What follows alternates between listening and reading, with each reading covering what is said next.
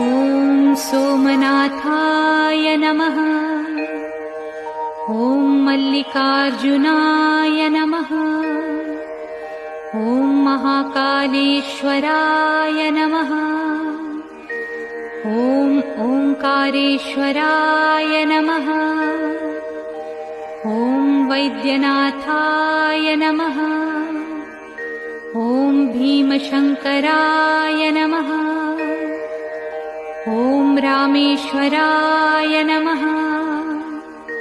ॐ नागेश्वराय नमः। ॐ विश्वेश्वराय नमः। ॐ त्र्यंबकेश्वराय नमः।